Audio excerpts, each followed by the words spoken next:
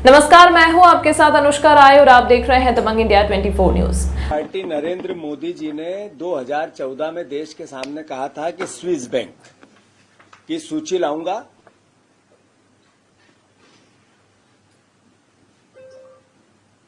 करोड़ों अरबों रुपए काला धन जिसमें रखा हुआ है और उस सूची के आधार पे काले धन को जिनका भी होगा उनको जेल की सलाखों के पीछे भेजूंगा और सबके खातों में 15-15 लाख डालूंगा।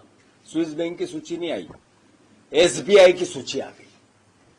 एसबीआई की सूची में काला धन भारतीय जनता पार्टी के खातों में दिखा। अब देखो 6,700 करोड़ रुपए लीगल बॉन्ड से भारतीय जनता पार्टी ने इस बॉन्ड योजना के अंतर्गत अपने खातों में डलवाए। जो काला धन अलग से लिया वो इससे 100 गुना ज्यादा होगा, क्योंकि जितनी खरीद फरोख्त हो रही है 500 से ज्यादा विधायक इधर उधर हुए पूरे देश में इस 10-15 साल 10-12 साल 10 साल में, और बीजेपी के पक्ष में 90% चले गए। सांसद चुने हुए इधर उधर हुए वो बीजेपी के पक्ष में चले गए। और आप सबने बताया कि पैसे बगैर कुछ नहीं होता है, लेन देन बगैर कुछ नहीं होता है। तो मैं मानता हूं कि नरेंद्र मोदी जी 20 कंपनियां ऐसी निकली जिन पे ईडी और सीबीआई 21 कंपनियां जिन्होंने ईडी और सीबीआई के छापे डले, उनने भारतीय जनता पार्टी को बॉन्ड खरीदी में चंदा दिया। मतलब उधर रेट डल रही थी, उसके आसपास इधर उनके चंदे में कोविड यातनाओं की पराकाष्ठा थी। हर व्यक्ति जिसके पास जो था देने को तैयार हो रहा था, सेवा करने के लिए तैयार होता। गरीब से गरीब भी अपना सब कुछ लुटाने में लगा था। तब नरेंद्र मोदी जी कोविड वैक्सीन कोविड सील के पूनावाला से मिले थे। 22 अगस्त को उनने मुलाकात की। उससे 4 दिन पहले 18 अगस्त को 50 करोड़ रुपए उसी कंपनी ने बीजेपी को चंदा दिया,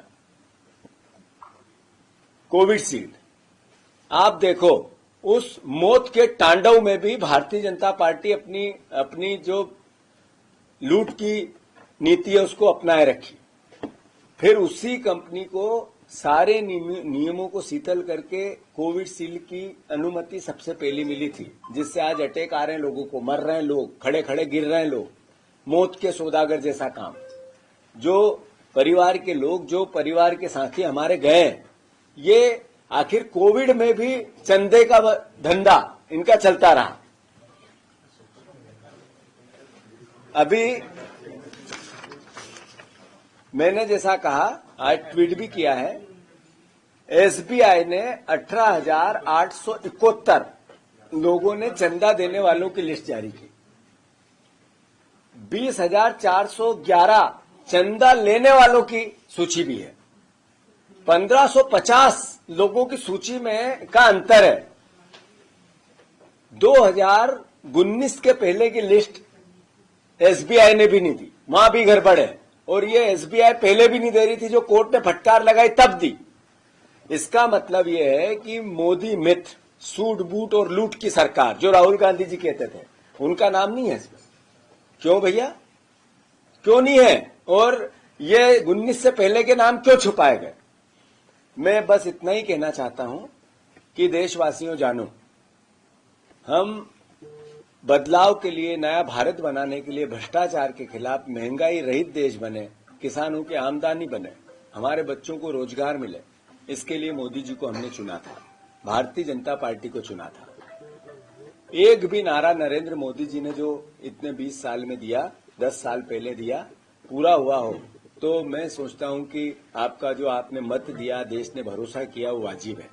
और अगर नहीं हुआ तो इसका मतलब है कि हम लोगों को, देशवासियों को विचार करना चाहिए। मैंने जैसा कहा, कोविड की यातनाएं जब सह रहा था, जब बीजेपी चंदा ले रही थी, 50 करोड़ रुपए जिस वैक्सीन कंपनी को उन्होंने ठेका दिया था या सबसे पहले अनुमति दी थी, उसने भी बीजेपी को 4 दिन पहले, जिस दिन अनुमति दी उसके 4 दिन पहले 50 करोड़ का चंदा बॉन्ड में दिया है। 1 नंबर में दिया है। 2 नंबर में कितना दिया होगा अकल्पनीय है। मैं बस इतना ही कहना चाहता हूं, अगर आपके घर में बेरोजगारी नहीं है तो फिर नरेंद्र मोदी सही प्रधानमंत्री है। अगर आपके घर में महंगाई की मार नहीं है तो फिर नरेंद्र मोदी जी सही प्रधानमंत्री है। अगर आपके घर में किसी न किसी प्रकार का नशा कोई बच्चा या परिवार का साथी नहीं करता है तो फिर नरेंद्र मोदी जी सही प्रधानमंत्री है। अगर किसान है उसकी आमदनी बढ़ गई है तो फिर नरेंद्र मोदी जी सही प्रधानमंत्री है। अगर किसान पे कर्ज नहीं है तो फिर नरेंद्र मोदी जी सही प्रधानमंत्री है। अगर आपने कोविड में अपने परिवार वालों को नहीं खोया या आप बीमार नहीं हुए, आपने आपको लुटवाया नहीं, आप हॉस्पिटल में पैसे देके नहीं आए तो फिर नरेंद्र मोदी जी सही प्रधानमंत्री है। पर अगर सब यातनाएं आप सह रहे हो तो फिर सिर्फ भावनाओं से नरेंद्र मोदी जी झूठ का मायाजाल फैलाकर भारतीय जनता पार्टी आपसे वोट लेती है। आपको आपके बच्चों के भविष्य के लिए, अपने भविष्य के लिए, देश के भविष्य के लिए विचार करना पड़ेगा। मैं मानता हूं यह अभी वानगी आई है, इसके और खुलासे होंगे, पूरे देश में इसके आंदोलन भी होंगे। मध्य प्रदेश में जैसा लगातार अब की बार 400 पार का नारा बीजेपी लगाने की कोशिश करती है, ये संकट है आपके लोकतंत्र पे। अहंकार है रावण जैसा, ये भाषा बोल के, ये इस तरह का फिनोमा ऐसा कि पूरी मीडिया भी इनके साथ है। क्यों? इसलिए कि मीडिया का रेवेन्यू मॉडल सरकार पे डिपेंडेंट हो गया है, जकड़ गया है, जिससे लोकतंत्र बचाने वाली मीडिया, लोकतंत्र अब खतरे में हो वो भी नहीं बता पा रही है। तो मैं आप सबसे अनुरोध, देशवासियों से अनुरोध करना चाहता हूं, कई चैनलों में मेरी बात ये नहीं आएगी जो मैं बोल रहा हूं,